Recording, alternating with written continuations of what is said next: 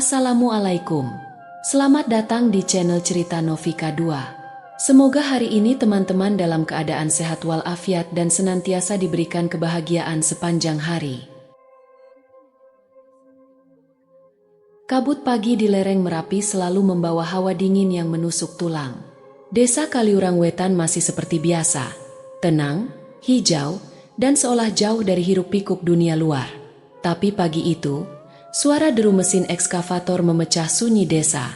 Proyek pelebaran jalan provinsi tengah dikerjakan, membelah tepian desa yang selama ini hanya berupa jalan setapak dan rerumputan liar. Para pekerja sibuk mengerjakan bagian timur jalan. Rencananya akan dibuat saluran air agar desa tidak lagi kebanjiran saat musim hujan tiba. Ekskavator menggerus tanah, menyingkirkan akar-akar pohon dan batu-batu besar yang tersembunyi di dalamnya. Semuanya berjalan lancar, sampai suara mesin berat itu mendadak berhenti. "Ada apa, Pak?" tanya salah satu mandor, mendekat. Operator ekskavator turun dari kabin dengan wajah bingung. "Macet, Pak, kayak nabrak batu besar. Tapi aneh rasanya." Dengan cangkul dan linggis, beberapa pekerja mulai menggali secara manual di titik yang macet itu. Perlahan-lahan, sesuatu yang keras muncul dari dalam tanah. Bukan batu. Warnanya coklat gelap, berserat, dan ketika diseka dengan tangan, tercium aroma kayu tua yang lembab. "Itu, papan," gumam salah satu pekerja. Benar, sebuah papan kayu jati, setengah lapuk, namun masih kokoh. Debu tanah menutupi sebagian tulisannya. Setelah dibersihkan, tulisan yang terukir di sana membuat semua orang yang melihatnya saling berpandangan dengan ekspresi bingung dan cemas. Sekolah Dasar Negeri Cemoro Kandang 05. Didirikan 1949. Mereka saling berpandangan. "Sekolah? Di sini?" gumam mandor proyek. "Sejak kapan ada sekolah di sini? Bukannya ini cuma tanah kosong." Desas-desus mulai menyebar ke warga sekitar. Tak butuh waktu lama sebelum kerumunan mulai berdatangan, sebagian besar warga desa yang penasaran. Di antara mereka ada Pak Sarno, pria sepuh yang dikenal sebagai juru kunci desa. Pak Sarno hanya diam memandang papan itu lama, lalu menghela napas panjang. "Wes, ketemu maneh," bisiknya lirih. Namun saat beberapa orang bertanya maksud ucapannya, Pak Sarno memilih pergi tanpa berkata sepatah kata pun lagi. Di sisi lain desa, Nurul sedang mengetik di depan laptopnya, ditemani secangkir kopi yang sudah dingin. Skripsinya belum selesai. Ia mengambil tema yang mungkin terdengar membosankan bagi sebagian orang, arsitektur pendidikan Indonesia pasca kemerdekaan. Tapi bagi Nurul, pendidikan adalah panggilan. Ia sudah lama bercita-cita menjadi guru, meski statusnya kini masih honorer dengan gaji pas-pasan. Ketukan cepat di pintu kontrakannya membuyarkan konsentrasinya. Tetangganya datang, membawa kabar hangat pagi itu. "Mbak Yu, sampean sudah dengar? Ada penemuan aneh di proyek Jalan Timur." "Apa?" tanya Nurul, setengah malas. "Papan nama sekolah, tapi sekolahnya nggak pernah ada. Orang-orang bilang serem." Gelisah mulai merayap di benak Nurul. Ia merasa harus melihat sendiri. Ada getaran rasa penasaran bercampur kegelisahan yang sulit dijelaskan. Beberapa jam kemudian, Nurul sudah berdiri di tepi galian, di antara kerumunan warga. Ia memandang papan nama kayu itu dengan jantung berdegup lebih cepat. Ada sesuatu yang janggal, seolah papan tua itu memanggilnya. Matanya terpaku pada angka tahunnya, 1949. "Gila," bisiknya pelan. "Ini bisa jadi materi yang luar biasa untuk skripsi."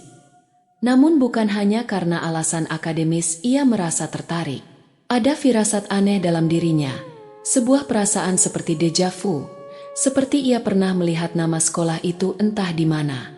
Tapi ia tidak tahu kapan atau di mana. Nurul mulai melakukan penyelidikan kecil-kecilan. Ia menemui kepala desa, mengunjungi kantor kecamatan, bahkan mendatangi beberapa warga sepuh yang masih hidup di desa tersebut. Tapi semua memberikan jawaban yang sama, tidak pernah ada sekolah di sini. Bahkan Dinas Pendidikan Sleman menyatakan tidak ada catatan tentang SD Cemoro Kandang 05 dalam arsip mereka. Namun ada satu hal yang membuat Nurul semakin penasaran. Saat ia mengobrol dengan Pak Sarno secara pribadi, pria tua itu sempat berucap pelan, hampir seperti bisikan. Memang tidak ada, tapi dulu pernah ada. Kalimat yang membingungkan itu terus terngiang-ngiang di kepala Nurul selama berhari-hari. Suatu sore, Nurul nekat pergi ke kantor kecamatan. Ia meminta izin untuk melihat arsip-arsip tua dengan alasan mendukung penulisan skripsinya. Petugas kecamatan yang menjaga arsip itu sempat mengernyitkan dahi, tetapi akhirnya mengizinkan. Gudang arsip itu seperti museum tak terurus. Bau kertas tua bercampur dengan aroma debu memenuhi ruangan. Rak-rak penuh map berwarna kusam berderet rapi. Sebagian bahkan sudah dimakan rayap. Selama berjam-jam, Nurul menyusuri tumpukan dokumen berdebu itu. Nama-nama sekolah, daftar kepala desa dari masa ke masa, program pembangunan desa, semuanya ia telusuri satu persatu. Hampir saja ia menyerah, sampai matanya menangkap sebuah map lusuh dengan label 1950-1960. Tangannya gemetar saat menarik map itu keluar. Di dalamnya, ia menemukan beberapa lembar kertas yang sudah mulai rapuh, bertuliskan daftar absensi siswa SDN Cemoro Kandang 05. Nama-nama anak terpampang rapi dengan tulisan tangan tinta biru yang sudah mulai pudar. Amir, Siti, Wagino, Joko, Partini, Slamet, puluhan nama tercatat di situ. Namun sesuatu yang membuat darah Nurul terasa beku adalah catatan terakhir di bagian bawah absensi. Tepat pada tanggal 17 Oktober 1957, evakuasi mendadak. Sekolah ditutup atas perintah kepala desa. Murid-murid tidak dijemput. Dan di bawahnya, tertera dengan tinta lebih tebal. Guru kelas, Nurul S. Nama itu, Nurul, sama seperti dirinya. Bahkan inisialnya pun sama. Tiba-tiba udara di gudang arsip itu terasa lebih dingin. Nurul memeluk tubuhnya sendiri. Dadanya berdebar keras, bukan karena takut, tetapi karena firasat buruk yang belum bisa ia mengerti sepenuhnya. Malam itu, Nurul tidak bisa tidur. Matanya hanya menatap langit-langit kamarnya, memikirkan semua kemungkinan. Apakah ini hanya kebetulan? Atau ada sesuatu yang lebih besar yang sedang berusaha mempertemukan dirinya dengan masa lalu? Beberapa kali, ia merasa mendengar suara samar anak-anak bermain, tertawa, lalu berubah menjadi bisikan lirih, seperti memanggil, "Bu Guru, Bu Guru." Nurul bangkit dari tempat tidurnya. Ia membuka laptop dan mulai mengetik catatan harian. 8 September 2023. Hari ini aku datang ke lokasi bekas SD Cemoro Kandang 05. Hanya semak belukar dan pohon sukun tua. Tapi ketika aku menunduk di dekat papan nama yang tergali, aku merasakan desir dingin, seperti sedang diperhatikan. Pena digitalnya berhenti di atas keyboard. Ia menarik napas panjang.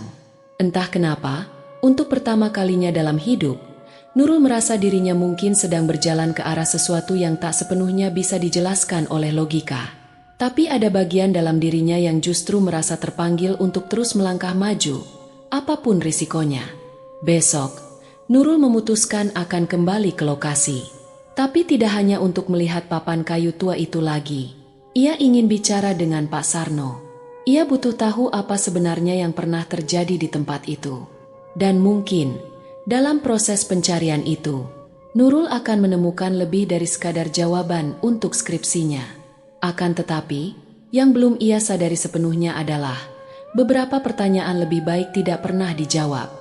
Hujan turun tipis malam itu, menyisakan suara gemericik air yang menetes dari atap seng kontrakan Nurul. Di atas meja kerjanya, berjejer beberapa lembar fotokopi dokumen yang ia dapatkan dari gudang arsip kecamatan sore tadi. Lampu temaram kamar semakin mempertegas kesan usang dan tua pada kertas-kertas yang sudah mulai menguning itu. Nama-nama siswa tertulis rapi. Puluhan nama dari tahun 1954 hingga 1957.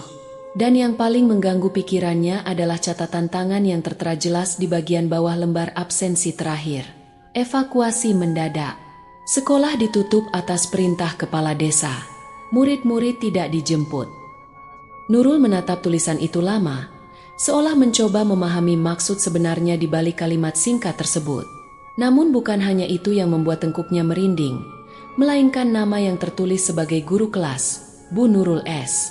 Perasaan aneh itu muncul lagi, seolah ada garis samar yang menghubungkan dirinya dengan catatan masa lalu itu. Ini pasti cuma kebetulan, bisik Nurul pada dirinya sendiri. Tapi dalam hatinya, ia tahu kebetulan itu terlalu sempurna untuk diabaikan. Beberapa hari berlalu sejak penemuan papan nama tua itu. Nurul semakin tenggelam dalam pencarian arsip-arsip tua.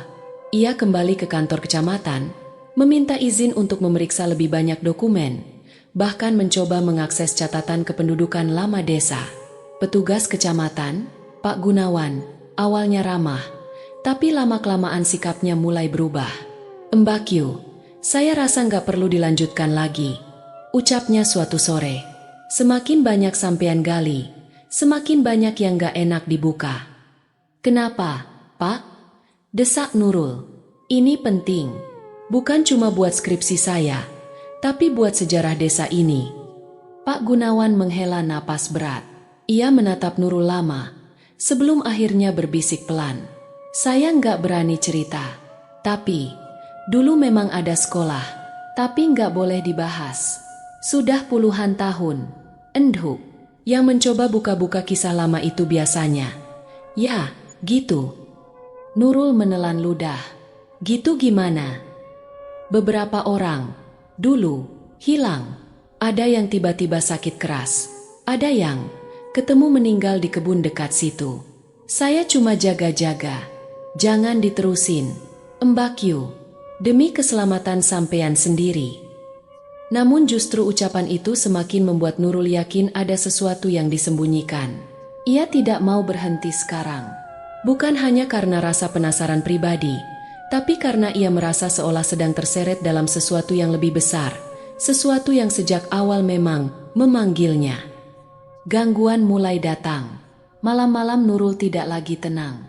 Ia mulai sering bermimpi. Bukan mimpi biasa, melainkan mimpi yang terasa nyata, seolah-olah ia benar-benar ada di sana. Dalam mimpinya, ia berdiri di depan sebuah bangunan kayu sederhana. Ada papan nama tua tergantung miring di atas pintu gerbang. SD Negeri Cemoro Kandang 05. Anak-anak kecil mengenakan seragam putih lusuh berlari-larian di halaman sekolah. Mereka tertawa, tapi tawa itu terdengar aneh. Terdengar seperti gema kosong.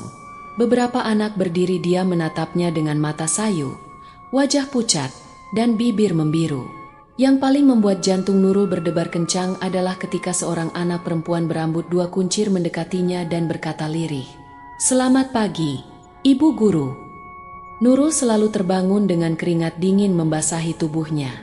Setiap kali ia membuka mata, suara bel sekolah tua yang berbunyi ting, tong, ting, tong seakan masih terdengar samar di telinganya. Gangguan tidak berhenti hanya di mimpi. Siang harinya, saat ia mengecek kembali fotokopi absensi yang dibawanya, ada satu kejanggalan yang tak bisa ia abaikan. Awalnya, absensi itu tampak biasa saja, tapi semakin lama diperhatikan, tulisan-tulisan nama itu seperti berubah bentuk, seolah-olah tinta yang pudar mulai membentuk huruf-huruf baru. Nama-nama murid berubah menjadi samar, lalu kembali jelas, berubah lagi.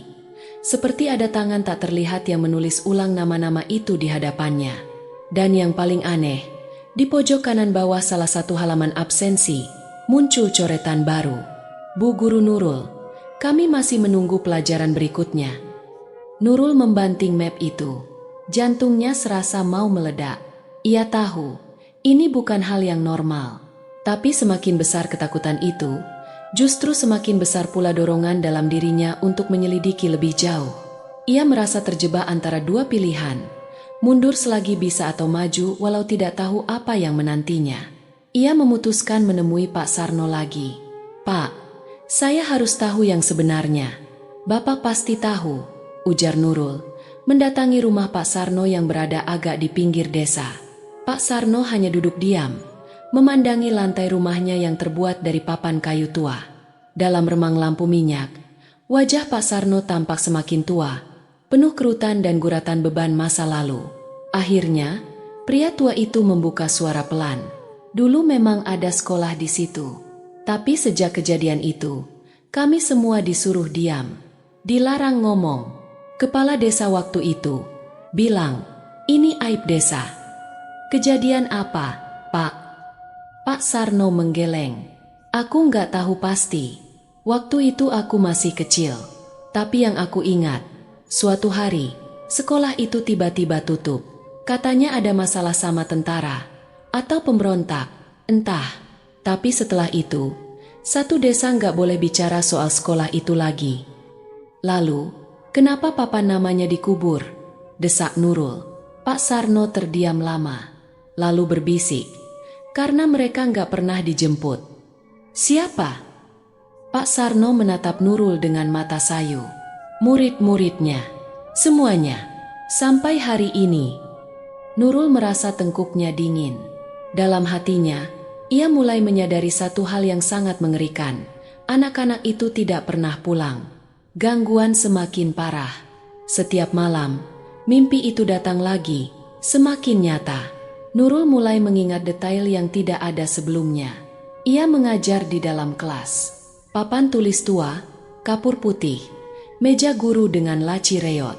Tapi yang membuat bulu kuduknya berdiri, setiap ia membelakangi murid-murid untuk menulis di papan, terdengar suara-suara kecil. Bu guru, jangan tinggalin kami.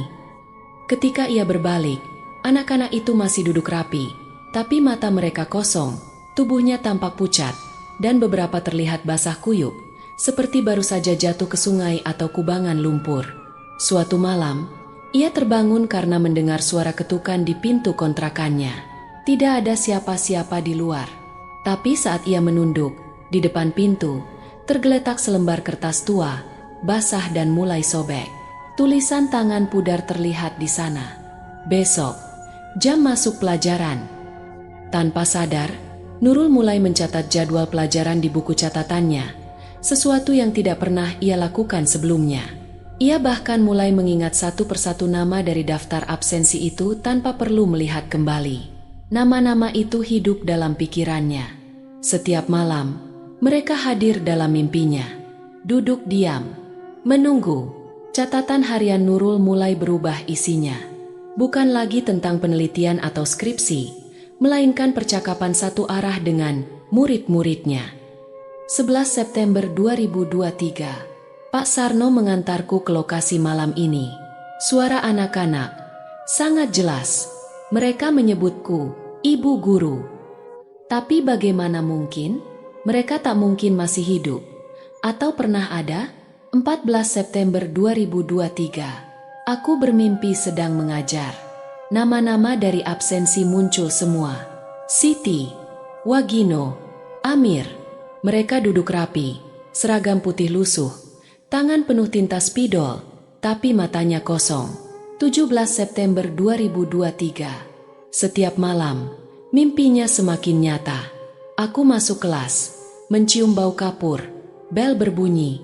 Aku mulai hafal jadwal pelajaran yang tak pernah kubuat. Apakah ini peringatan? Atau panggilan? Nurul tahu dirinya mulai kehilangan batas antara kenyataan dan mimpi. Tapi entah kenapa, ia tidak merasa ingin berhenti. Ia merasa ada tanggung jawab yang belum terselesaikan. Anak-anak itu menunggu. Mereka membutuhkan guru. Dan nama yang tertulis sebagai guru mereka adalah Bu Nurul S. Suatu malam, Nurul duduk di meja belajarnya sambil menatap layar laptop yang menyala redup.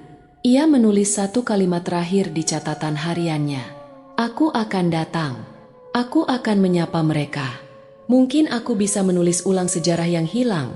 Atau mungkin, aku hanya perlu tinggal lebih lama agar mereka tidak kesepian. Di luar, hujan turun semakin deras. Tapi di telinga Nurul, suara hujan itu bercampur dengan suara lain yang lebih menakutkan. Ting, tong, ting, tong. Bel sekolah berbunyi. Pelajaran akan segera dimulai. Langit malam desa Kaliurang Wetan gelap tanpa bintang.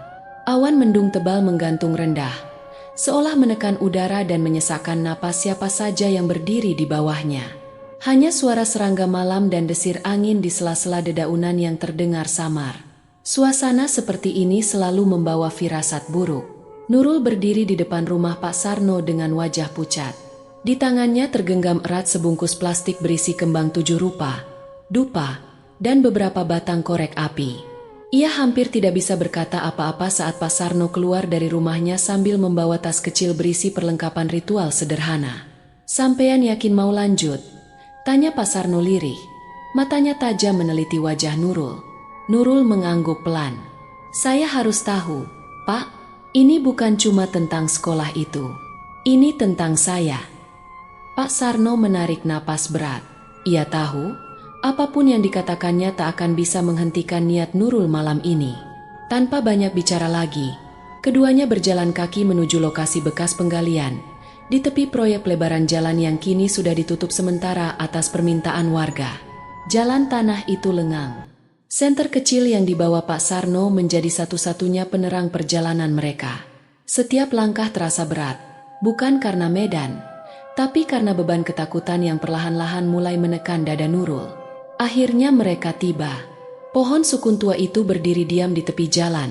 Batangnya besar, akar-akarnya menyembul keluar dari tanah seperti urat-urat tangan raksasa.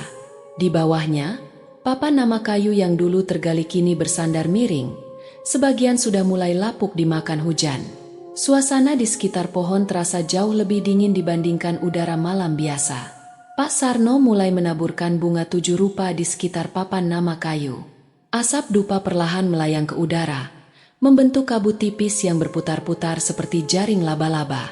Nurul ikut berjongkok. Tangannya gemetar saat mengambil sejumput bunga dan menaburkannya di atas tanah basah. Mereka berdua duduk diam, membiarkan asap dupa memenuhi udara. Dan saat itulah suara itu terdengar. "Selamat pagi, Ibu Guru." Pelan, sangat pelan, tapi jelas terdengar oleh telinga Nurul. Ia menoleh cepat ke arah Pak Sarno. Lelaki tua itu diam, memejamkan mata. Bibirnya komat kamit melafalkan doa yang entah berasal dari ajaran mana. Tidak ada tanda bahwa Pak Sarno mendengar suara itu. Tapi Nurul mendengar. Dan lebih buruknya lagi, suara itu terdengar familiar. Seperti suara anak kecil yang menyapa gurunya dengan penuh hormat, tulus, tapi juga menyimpan kesedihan mendalam. "Selamat pagi, Ibu Guru." Suara itu terdengar lagi. Kali ini lebih banyak. Seperti ada beberapa anak yang mengucapkannya serempak. Nurul merasa darahnya berhenti mengalir. Tubuhnya kaku, mulutnya kering. Tapi entah kenapa, ia tidak bisa beranjak. Ada kekuatan yang menahannya di situ, seperti seutas tali halus yang mengikat tubuh dan jiwanya agar tetap duduk di tempat itu. Dengan tangan gemetar, Nurul merogoh tasnya dan mengambil kamera digital. Ia menyalakan flash, mengarahkan lensanya ke sekitar pohon sukun dan papan nama, lalu memotret beberapa kali. Cahaya kilat kamera menyambar-nyambar dalam gelap. Klik, klik, klik. Setelah mengambil beberapa foto, Nurul memeriksa hasilnya di layar kamera. Foto pertama tampak biasa, hanya gambar papan nama tua dengan latar belakang semak belukar. Foto kedua mulai aneh. Ada bayangan samar seperti sosok kecil berdiri di ujung bingkai gambar. Di foto ketiga, Nurul nyaris menjatuhkan kameranya. Jelas sekali, 3 sosok anak kecil berdiri di belakang papan nama. Mereka mengenakan seragam putih, tapi warnanya lusuh dan compang-camping. Wajah mereka pucat, mata mereka kosong, dan yang paling membuat bulu kuduknya berdiri, beberapa di antaranya seperti basah kuyup, rambutnya menempel di dahi, ada lumpur menodai seragam mereka. Dan di foto keempat, muncul satu sosok perempuan. Ia berdiri tegak di depan anak-anak itu, mengenakan kebaya kuning gading, kain batik hitam, rambutnya disanggul rapi. Posisi berdirinya anggun, seperti seorang guru yang hendak mengabsen murid-muridnya. Tapi yang membuat Nurul hampir tak bisa bernapas adalah wajah perempuan itu. Wajahnya adalah wajah Nurul sendiri. "Pak Sarno," suara Nurul serak, "saya harus pergi dari sini." Namun sebelum Pak Sarno sempat merespons, Nurul mendengar sesuatu lagi. Suara langkah kaki kecil, banyak. Seperti puluhan anak berjalan pelan melewati semak-semak, mendekat ke arah mereka. "Pak, dengar enggak?" bisiknya panik. Pak Sarno membuka mata. Kali ini ia mendengarnya juga. Wajahnya langsung tegang. Tangannya buru-buru meraih dupa dan menyulutkan korek api lagi agar asapnya semakin tebal. Kita harus pergi sekarang, ucap Pak Sarno tegas. Tempat ini nggak aman lagi. Nurul berdiri dengan tergesa, hampir terpeleset di tanah yang licin. Tapi sebelum ia bisa berbalik sepenuhnya, ia mendengar suara yang membuat tubuhnya membeku di tempat. Nurul, Nurul, ayo mulai pelajaran. Itu bukan suara anak-anak, itu suara perempuan. Suara yang persis seperti suara Nurul sendiri. Perlahan, dengan napas terengah, Nurul menoleh. Di balik kabut tipis, di bawah pohon sukun, sosok perempuan berkebaya itu tampak berdiri lebih jelas sekarang. Wajahnya sama persis dengan wajah Nurul. Bahkan matanya seperti menatap langsung ke dalam jiwa Nurul sendiri. Dan anak-anak itu mulai bergerak. Mereka melangkah maju, mendekat, satu persatu, dengan langkah pelan namun pasti. Pak Sarno. Suara Nurul nyaris tak terdengar. Tanpa menunggu aba-aba, Pak Sarno menarik lengan Nurul dan setengah menyeretnya menjauh dari lokasi itu. Mereka berlari, menembus gelap, melewati jalan setapak menuju desa. Nafas Nurul sesak, jantungnya berdetak tak beraturan, pikirannya kacau. Sampai akhirnya, mereka tiba kembali di tepi desa, di mana lampu-lampu rumah mulai terlihat samar. Nurul terjatuh terduduk di tanah, tubuhnya gemetar hebat. Pak Sarno menatapnya dengan pandangan sedih. Sampean sudah terlalu dalam, enduk, ucapnya pelan. Mereka tahu sampean, dan sampean tahu mereka. Sekarang sulit buat lepas. Nurul hanya bisa menangis pelan. Sejak malam itu, keadaan Nurul berubah. Ia mulai jarang keluar rumah. Wajahnya pucat, matanya cekung, dan lebih sering berbicara sendiri. Tetangganya mulai khawatir. Tapi setiap kali ditanya, Nurul hanya menjawab singkat, "Aku baik-baik saja." Tapi kenyataannya tidak. Setiap malam, suara itu datang. "Selamat pagi, Ibu Guru." Suara bel tua berbunyi ting, tong, ting, tong. Dan Nurul semakin sering memandang kosong ke depan, seolah melihat sesuatu yang orang lain tak bisa lihat. Foto-foto yang ia ambil malam itu, setiap kali dicetak, hasilnya semakin mengerikan. Anak-anak itu semakin banyak. Mereka berdiri lebih dekat, lebih jelas. Dan sosok perempuan berkebaya itu tersenyum. Senyum yang tidak ramah. Senyum kosong yang lebih mirip ancaman daripada sapaan. Pada akhirnya, Nurul mulai menulis entry terakhir di catatan hariannya. 20 September 2023. Besok aku akan datang pagi-pagi ke lokasi. Aku harus menyapa mereka. Mungkin aku bisa menulis ulang sejarah yang hilang. Atau mungkin, aku hanya perlu tinggal lebih lama agar mereka tidak kesepian. Setelah menulis itu, Nurul mematikan laptopnya, mengambil buku absensi fotokopi yang mulai kusut, lalu menatap fotonya sendiri di layar kamera yang mati. Di belakang pantulan wajahnya, samar-samar terlihat deretan anak-anak berseragam lusuh berdiri diam, menunggu pelajaran berikutnya dimulai. Hari-hari Nurul semakin buram. Waktu terasa membaur. Antara siang dan malam nyaris tak ada bedanya lagi baginya. Cahaya pagi hanya membawakan lelah. Sementara malam selalu datang dengan beban lebih berat. Tidurnya tidak pernah nyenyak. Mimpi-mimpi itu bukan lagi sekadar gangguan sesaat, tapi seperti dunia lain yang perlahan menariknya masuk. Setiap kali ia menutup mata, ia berada di sana. Bangunan kayu reot dengan papan nama tua, ruangan kelas berdebu, dan suara bel sekolah yang berbunyi nyaring, menyayat telinga. Tapi ada yang berbeda dengan mimpi-mimpi terakhir. Kini Nurul bukan lagi hanya tamu di mimpi itu. Ia mengajar. Ia berdiri di depan papan tulis, menggenggam kapur putih, dan menuliskan angka-angka atau kata-kata pelajaran yang tidak ia sadari dari mana datangnya. Dan di bangku-bangku kayu, anak-anak itu duduk rapi, seragam lusuh mereka semakin nyata. Kini Nurul bisa melihat lebih jelas wajah-wajah mereka. Ada Siti, Amir, Wagino. Nama-nama yang dulu hanya sekadar tinta pudar dalam absensi tua itu, kini hidup di depan matanya. Mereka tersenyum, tapi senyum itu kosong, seperti lukisan tua yang warnanya telah luntur oleh waktu. Ada sesuatu di mata mereka, sesuatu yang meminta, sesuatu yang belum selesai. "Selamat pagi, Bu Guru," sapa mereka bersamaan, dan Nurul selalu menjawab, "Selamat pagi, anak-anak." Kemudian bel berbunyi lagi, ting, tong, ting, tong, dan pintu kelas tertutup dengan sendirinya. Catatan harian Nurul berubah nada. Tidak lagi terdengar seperti seorang mahasiswa yang sedang meneliti sejarah, tapi lebih seperti seseorang yang sedang perlahan-lahan tenggelam ke dalam kenangan yang bukan miliknya. 12 September 2023. Aku merasa mereka mengenalku. Bukan sekadar tahu, tapi mengenalku seperti aku pernah bersama mereka lama sekali. Tapi bagaimana mungkin? Aku lahir tahun 1996. Ini semua terjadi jauh sebelum aku lahir. 16 September 2023. Aku mulai menghafal nama-nama mereka. Semakin aku menyebutnya, semakin aku merasa seperti di rumah sendiri. Siti suka duduk di depan. Amir sering mencontek Wagino. Aku tahu semua kebiasaan mereka. Padahal aku tidak pernah bertemu mereka sebelumnya. 19 September 2023. Aku rasa aku memang guru mereka. Pak Sarno diam-diam memperhatikan Nurul dari kejauhan. Ia tahu, sejak malam di bawah pohon sukun itu, Nurul sudah tidak sama lagi. Gadis itu kini seperti bayang-bayang dari dirinya sendiri.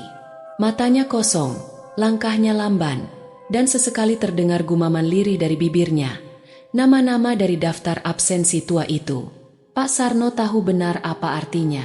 Ia pernah melihat hal serupa terjadi puluhan tahun lalu, saat seorang lelaki muda nekat menelusuri cerita lama tentang sekolah itu.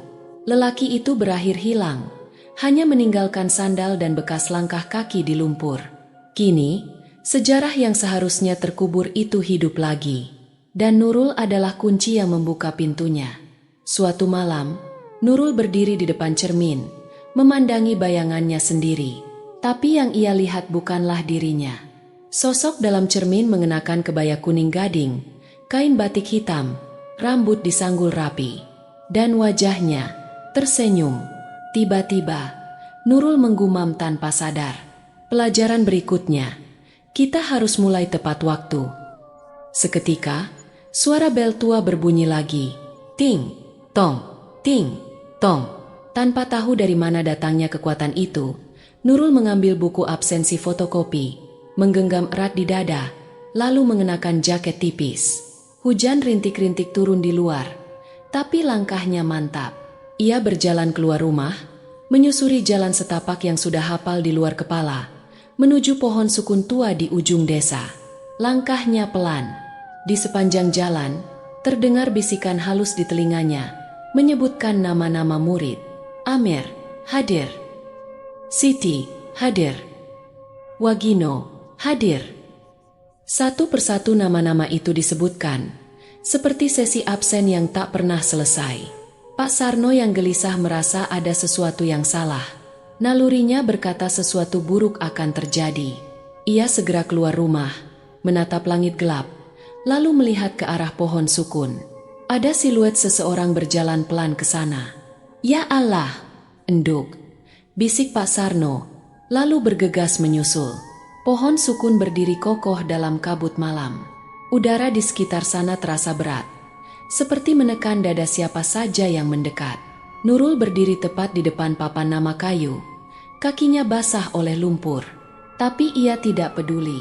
Ia membuka buku absensi, membalik lembarannya, lalu mulai membaca dengan suara pelan. Amir, hadir. Siti, hadir. Wagino, hadir. Suaranya parau, seperti bercampur dengan gema suara lain yang lebih tua, lebih berat, lebih berwibawa. Seolah-olah bukan lagi suara Nurul yang berbicara, tapi suara seseorang dari masa lalu. Suara anak-anak mulai terdengar mengelilinginya. Tertawa kecil, berbisik, beberapa terdengar seperti bernyanyi lagu-lagu anak sekolah zaman dulu. Dan di sela-sela suara itu, ada suara perempuan lain, yang suaranya sama persis dengan Nurul, ikut mengabsen. Hadir semua, ya. Tiba-tiba, kabut menebal. Dalam kabut itu, bangunan kayu mulai tampak samar. Gerbang sekolah tua muncul perlahan. Bendera merah putih yang pudar berkibar pelan di tiangnya. Nurul tersenyum lemah. Ia merasa berada di tempat yang tepat. Ini adalah rumahnya. Ini adalah kelasnya. Ini adalah murid-muridnya. Dan untuk pertama kalinya dalam hidupnya, Nurul merasa tenang. Pak Sarno tiba beberapa menit kemudian. Nafasnya memburu karena berlari di tengah hujan. Tapi saat ia tiba, yang ia lihat hanya tanah becek dengan jejak sepatu perempuan mengarah ke tengah lapangan, tepat di bawah pohon sukun. Anehnya, jejak itu tidak berakhir kemana-mana. Hanya lingkaran jejak kaki kecil mengelilinginya, seperti puluhan anak-anak yang berdiri membentuk lingkaran di sekitar seseorang. Tidak ada suara. Tidak ada sosok Nurul, hanya jejak sepatu yang perlahan mulai menghilang karena guyuran hujan. Pak Sarno menatap kosong, mulutnya bergetar. Dilalah, kejadian maneh. Keesokan paginya, kabar menghilangnya Nurul menyebar cepat ke seluruh desa. Polisi datang, melakukan penyisiran, membawa anjing pelacak, tapi hasilnya nihil. Di lokasi terakhir Nurul terlihat, hanya ada jejak langkah kaki kecil-kecil yang membentuk lingkaran. Di dekat pohon sukun itu, ditemukan sepasang sepatu perempuan yang basah, ditinggalkan rapi seolah-olah pemiliknya sengaja melepasnya sebelum melangkah pergi entah kemana. Di atas papan nama kayu, ada sesuatu yang tidak ada sebelumnya. Seikat bunga 7 rupa, masih segar, ditaburkan membentuk lingkaran. Dan di tengah-tengahnya, tergolek buku absensi fotokopi yang basah oleh air hujan. Tintanya mulai luntur, tapi masih bisa dibaca satu kalimat terakhir yang ditulis tangan. Aku di sini, bersama mereka. Pak Sarno menjadi satu-satunya saksi yang tahu lebih banyak dari siapapun. Tapi ia hanya berkata satu kalimat pada warga yang bertanya. Dia terpanggil, dan yang terpanggil nggak bisa kembali. Hari-hari berlalu. 6 bulan setelah kejadian itu, warga mulai melihat sesuatu yang mengerikan. Setiap pagi saat kabut turun tebal sekitar pukul 5, di kejauhan tampak samar-samar bangunan kayu tua berdiri. Bendera merah putih pudar berkibar lemas, dan suara bel sekolah berbunyi lirih. Ting, tong, ting, tong. Beberapa anak SD yang lewat pagi-pagi melapor mendengar suara absensi dari kejauhan. Amir, hadir. Siti, hadir. Wagino, hadir. Nurul, hadir. Kini, setiap malam Jumat, warga rutin meletakkan bunga di bawah pohon sukun itu. Mereka tidak pernah menyebut nama sekolah itu lagi, tapi semua tahu, ada murid-murid yang tidak pernah dijemput, dan satu guru yang entah kenapa merasa terpanggil untuk mengajar selamanya. Bagi yang cukup berani melewati jalan itu saat kabut tebal, mereka kadang mendengar bisikan lembut. Selamat pagi, Ibu Guru. Dan suara Nurul menjawab, selamat pagi, anak-anak. 6 bulan sudah berlalu sejak kejadian itu.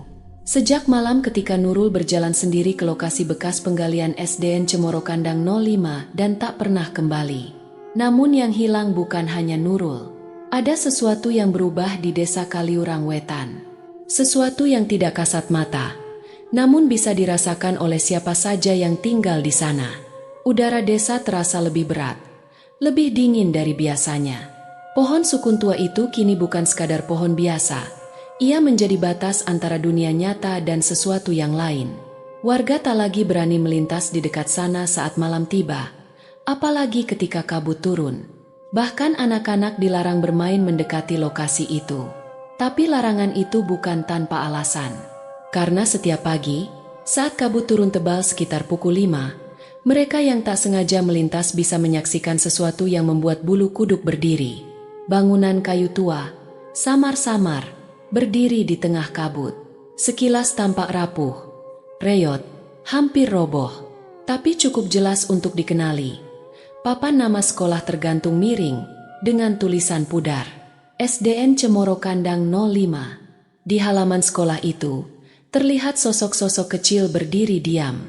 Anak-anak berseragam putih lusuh. Beberapa berdiri mematung, sebagian lagi duduk bersila di atas tanah. Dan yang membuat semua orang merinding, selalu ada satu sosok perempuan berkebaya berdiri di depan mereka. Wajahnya sulit dilihat jelas dari kejauhan, tapi siluet sanggul di kepalanya dan kain batik yang menjuntai di pinggangnya tak bisa disalahartikan lagi. Itu Nurul. Dinas Pendidikan Sleman akhirnya turun tangan. Mereka mengirim tim untuk mengecek lokasi, membawa dokumen, peta wilayah, dan arsip-arsip sekolah lama. Tapi seperti yang sudah diduga oleh warga, hasilnya nihil. Tidak ada satupun catatan tentang SD Cemoro Kandang 05. Tidak ada ijazah lulusan, tidak ada kepala sekolah, tidak ada catatan anggaran pembangunan sekolah di arsip kabupaten. Secara administratif, sekolah itu tidak pernah ada, tegas salah satu pejabat dinas pendidikan dalam sebuah rapat terbuka di balai desa. Tapi bagaimana bisa menjelaskan penampakan bangunan sekolah tua yang muncul saat kabut? Bagaimana dengan suara bel sekolah yang didengar anak-anak hampir setiap pagi? Dan bagaimana menjelaskan laporan dari beberapa warga yang pernah melihat sosok perempuan berkebaya yang berdiri di gerbang sekolah, menatap jauh ke arah jalan desa? Cerita itu menyebar cepat, tak hanya di Kaliurang Wetan, tapi ke desa-desa sekitarnya. Orang-orang mulai menyebutnya sebagai sekolah dalam kabut. Sebuah sekolah yang hanya muncul saat pagi buta, dibangun dari kayu lapuk, dihuni oleh murid-murid yang tak pernah pulang, dan diawasi oleh seorang guru yang tak pernah kembali. Pak Sarno menjadi salah satu dari sedikit orang yang tetap mendekat ke lokasi itu. Setiap malam Jumat, ia datang membawa bunga 7 rupa, menaburkannya di bawah pohon sukun dengan perlahan, sambil berdoa dalam hati. Bukan buat mereka, ucapnya pelan pada suatu malam. Ini buat kita, supaya nggak diganggu. Suatu malam Jumat, saat Pak Sarno meletakkan bunga, seorang anak kecil dari desa tetangga, Rudi namanya, melintas menuju ladang bersama ayahnya. Rudi menarik-narik lengan ayahnya sambil menunjuk ke tengah kabut. "Ayah, itu apa?" bisiknya. Sang ayah menoleh dan matanya melebar. Di antara tirai kabut tipis, samar terlihat gerbang kayu dan papan nama sekolah. Lalu, suara bel berbunyi, ting, tong, ting, tong. Suara absensi menyusul setelahnya, terdengar seperti gema dari tempat yang jauh, namun jelas. Amir, hadir. Siti, hadir. Wagino, hadir. Nurul, hadir. Cerita semakin berkembang liar. Ada yang mengatakan pernah melihat anak-anak berbaju putih lusuh berlarian di ladang saat fajar. Ada pula yang mendengar suara tawa kecil dari balik semak-semak, seperti anak-anak bermain petak umpet. Namun, begitu dicari sumbernya, tak ada siapa-siapa. Bahkan ada kabar seorang pedagang keliling pernah berhenti sejenak dekat pohon sukun saat pagi buta. Ia mengaku melihat perempuan muda berkebaya mengangkat tangan melambai, seolah menyuruhnya mendekat. Tapi ketika pedagang itu mendekat, sosok itu menghilang dalam kabut. Yang lebih menyeramkan, beberapa warga desa mulai bermimpi hal yang sama. Mereka bermimpi berada di dalam ruang kelas tua, duduk di bangku kayu reyot. Di depan kelas berdiri sosok perempuan dengan kebaya dan sanggul rapi. Wajahnya samar, tapi suara lembutnya jelas. "Selamat pagi, anak-anak." Dan semua anak dalam mimpi itu selalu menjawab serempak, "Selamat pagi, Bu Guru." Beberapa pemuda iseng sempat mencoba merekam penampakan itu dengan ponsel. Hasilnya, video-video mereka selalu kacau. Gambar goyah, suara pecah, atau kadang hanya merekam suara angin saja. Tapi satu hal aneh terjadi pada salah satu ponsel. Saat diputar ulang, rekaman itu menampilkan sesuatu yang tidak mereka lihat saat itu. Deretan anak-anak berseragam putih berdiri di lapangan tanah becek. Di depan mereka, perempuan berkebaya menatap lurus ke kamera. Senyum kecil terukir di bibirnya. Tapi yang membuat bulu kuduk berdiri, tangan perempuan itu perlahan mengangkat, lalu menunjuk lurus ke arah kamera, seolah menunjuk siapa saja yang menonton video tersebut. Video itu segera dihapus, tapi malamnya, si pemilik ponsel bermimpi buruk. Dalam mimpinya, ia duduk di ruang kelas tua, dengan papan tulis besar di depan. Di atas papan tulis itu tertulis dengan kapur, "Pelajaran berikutnya." Dinas Pendidikan mencoba meredam keresahan warga. Mereka mengadakan sosialisasi, menyatakan bahwa semua ini hanyalah fenomena psikologis, efek dari sugesti massal. Tapi semakin keras mereka menyangkal, semakin kuat legenda itu hidup di tengah masyarakat. Warga akhirnya memutuskan melakukan ritual rutin. Setiap malam Jumat, siapapun yang merasa punya hutang janji, dosa, atau sekadar ingin selamat, membawa bunga 7 rupa dan menaburkannya di bawah pohon sukun. Tidak ada yang berani menyebut nama sekolah itu dengan lantang. Mereka cukup menyebutnya untuk anak-anak yang belum dijemput dan satu guru yang masih mengajar. Di tengah semua itu, Pak Sarno tetap menyimpan catatan kecil tentang semua yang terjadi. Dalam salah satu catatannya, ia menulis, "Sekolah itu memang pernah ada, tapi sejarahnya dihapus. Yang menghapus bukan hanya orang, tapi keadaan. Mungkin ada yang salah, mungkin ada yang disembunyikan. Tapi dosa masa lalu nggak bisa dikubur selamanya. Sekarang, mereka pulang, tapi pulangnya bukan ke rumah. Pulangnya ke tempat yang dulu jadi saksi kenangan mereka." Pak Sarno tidak pernah tahu pasti apa yang sebenarnya terjadi tahun 1957. Apakah memang ada pemberontakan atau kejadian lain yang lebih kelam? Tapi satu hal yang ia tahu dengan pasti, Nurul bukan orang pertama yang terpanggil. Hanya saja, Nurul adalah satu-satunya yang kembali untuk mengajar mereka.